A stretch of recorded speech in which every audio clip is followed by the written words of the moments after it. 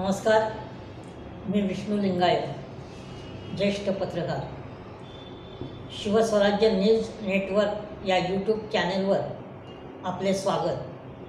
आज आपण लोकसभाच्या निवडणुकीच्या पार्श्वभूमीवर भारतीय जनता पार्टी, काँग्रेस आणि पंतप्रधान नरेंद्र मोदी यांनी ज्या पद्धतीने नियोजन केलेलं आहे त्या संदर्भात विवेचन करणार आहोत.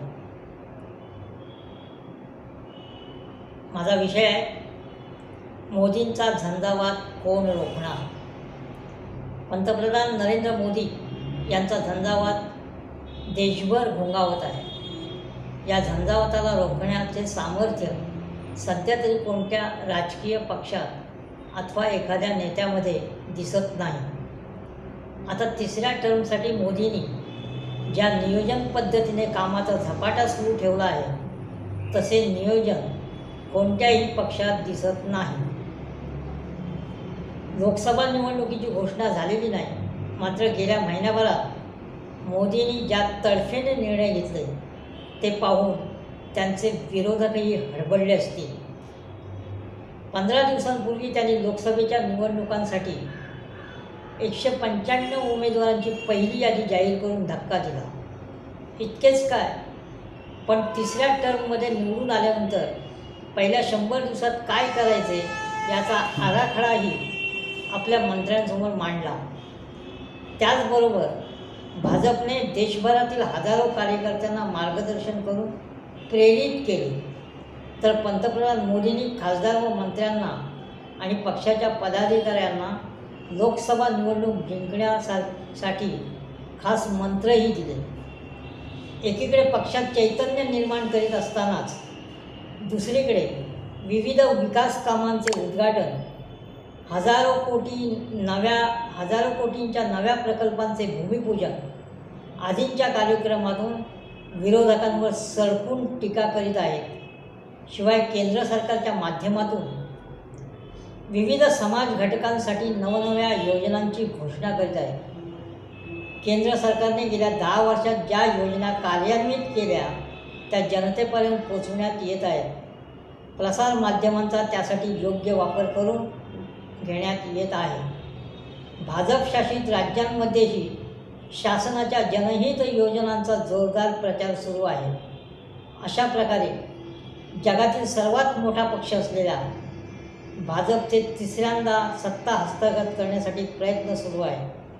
भाजपचे सुमारे 10 कोटीहून अधिक सदस्य आहेत. देशात 96 कोटीहून अधिक मतदार आहेत. यात प्रामुख्याने महिला व तरुण यांना आकर्षित करण्यासाठी मोदी सरकारने विविध योजना कार्यान्वित केल्या आहेत. उज्ज्वला गॅस योजनेची 300 रुपयांची सबसिडी वर्षभर चालू ठेवण्याची घोषणाही करण्यात आली आहे. गरीब शेतकऱ्यांच्या खात्यात वर्षाला 6,000 रुपये जमा होतच आहेत. बेरोजगारांसाठी नमो महारोजगार मेळावे घेतले जात आहेत. महत्त्वाची गोष्ट म्हणजे जनतेच्या नजरेसमोर सतत पंतप्रधान नरेंद्र मोदींचीच प्रतिमा राहील हेच पाहिले जात आहे. मग ती प्रसारमाध्यमे असोत की रस्ते, सार्वजनिक ठिकाणे असोत, सगळीकडे मोदींचाच प्रभाव जाणवत आहे. या तुलनेत लोकसभा निवडणुकीला सामोरे जाणाऱ्या विरोधी पक्षांची हवाच जाणवत नाही. कधी काळी देशातील सर्वात मोठा पक्ष म्हणून काँग्रेसचा प्रभाव होता. आजही ग्रामीण भागात काही प्रमाणात काँग्रेस समर्थक आहेत. संपूर्ण देशभर पसरलेला हा एकमेव पक्ष होता व आहे. पण या पक्षातही मोदींचा झंझावात रोखण्याची क्षमता असल्याचे आज तरी दिसत नाही. त्याचे आणखी एक कारण म्हणजे विरोधी पक्षांमधील जे प्रभावी नेते होते तेच भाजपाने आपल्याकडे वळविले.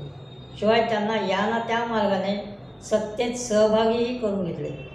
याचा परिणाम म्हणजे सत्तेसाठी राजकारण करणारे अनेक नेते भाजपात सामील झाले.